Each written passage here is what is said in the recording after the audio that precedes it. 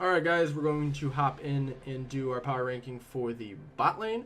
Same thing as the other videos. Here is the criteria for each one of the 6 different roles. Like I said in the last videos. Pause it here if you guys want to just kind of see these and see what all the different requirements are. And we'll go right into it. So we have Sneaky, Bang, Wild Turtle, Double Lift, Sven, Stixay, Deathly, Cody Sun, Apollo, and Arrow and Asta. We'll start right at the bottom again, like we always do. Arrow and Asta. So because Arrow is the starter and Asta is not, I'm kind of gonna, he kind of weighs more on this, on their placement than Asta does. And I put him about right here. So they're in between placeholder and replacement. Arrow, I'm not a huge fan of. I haven't been since his first split with Phoenix 1, like back in the day.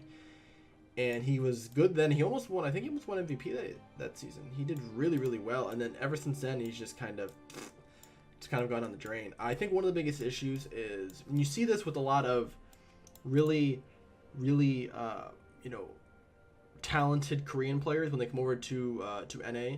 If they do not have another Korean-speaking person on their team, they generally don't do as well. I don't know why that is. I've seen it happen a lot. But for whatever reason, Arrow really, I'm not a huge fan of his playstyle. Asta didn't really see too much. It's kind of hard to go by after played four games. So I kind of put him in this area here. Like I said, I think next year Arrow won't even be on a starting team, and I don't know if Asta will either. We'll have to see.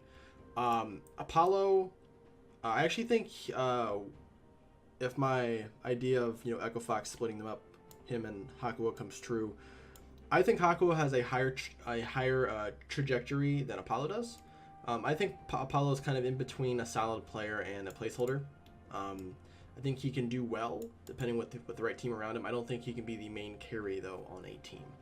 Cody Sun's sort of the same thing. I think he's a solid player, kind of on that cusp of being sort of a placeholder player as well.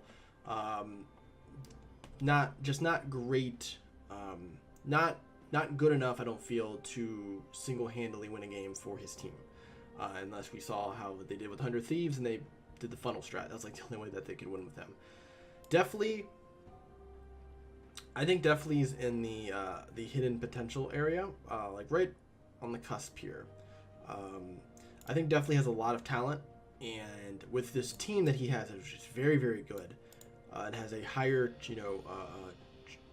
trajectory than other teams do. Just looking at it, from a full scale, I think he has nowhere to go but up.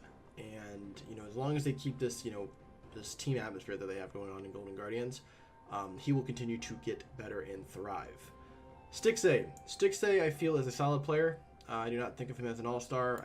Never really have. I think he's even the split where they beat TSM, the split right after they got rid of Double Lift. He did well, but he had a pretty decent team, and I think now, it's kind of coming back. I think CLG will be okay. I don't think he'll be the main reason. I think he's going to be a solid pick, and depending on how he does, they may look to bring in Otto as a sub, depending on if their season tanks or not. Sven I consider an all-star. I've never been too high on Sven, even when he was back on Origins. I always thought he was good, but he wasn't as good as Double Lift. And I think now with this top 4 here, I think Sven kind of falls into this middle area of being an all-star champion, an all-star player. His champion pool really dictates kind of how he plays. If Ezreal's not in the meta, he doesn't have too much that he can play that's on that Ezreal level. And then when Ezreal is in the meta, it's all he plays. And if a team's smart enough, which some teams are starting to adapt to it more, they either ban Ezreal or you first pick Ezreal and then make him pick something else and he can't play. Double Lift, obviously.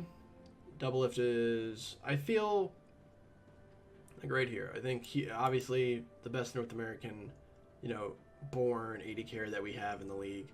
I think he's top 2. I think there's somebody who's on this list who's slightly a little bit better than him individually, but I definitely think he is playing well enough for Team Liquid for what they need. I'm really interested to see what happens during Worlds, the split with this team, because if Doublelift can kick, if he can kind of just stay pretty neutral during the year, and neutral for him is still being, you know, top 2.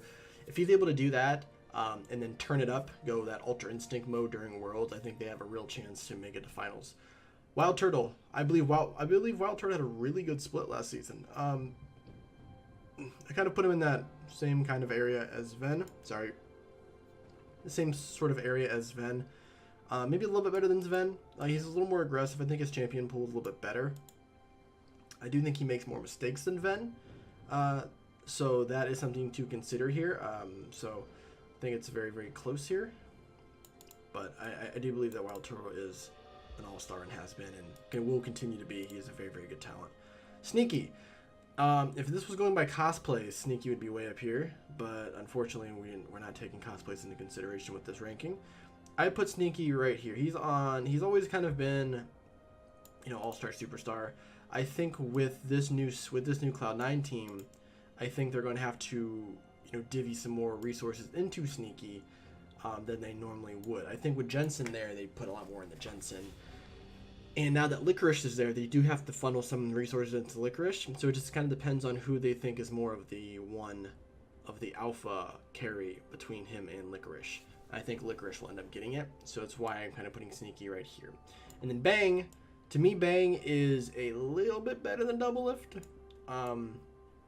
Individually, I put him above Doublelift. I think he's better than Doublelift individually. I think as a team, I think Doublelift is slightly better, just because, you know, this is Bang's second split now in NA, so it's gonna be a little bit of an adjustment period. But I mean, Bang is a world champion, so you do have to take that into consideration. But yeah, this is my ranking system for the bot lane. Let me know what you guys think. Also, make sure you go watch the other 4 ranking videos that I have for each individual role. That way you guys can get my full overall perspective on what I think about each role. And as always, make sure you comment and subscribe. Let me know what you guys think and what your guys' ranking system would be for the bot lane. And I'll see you guys in the next video.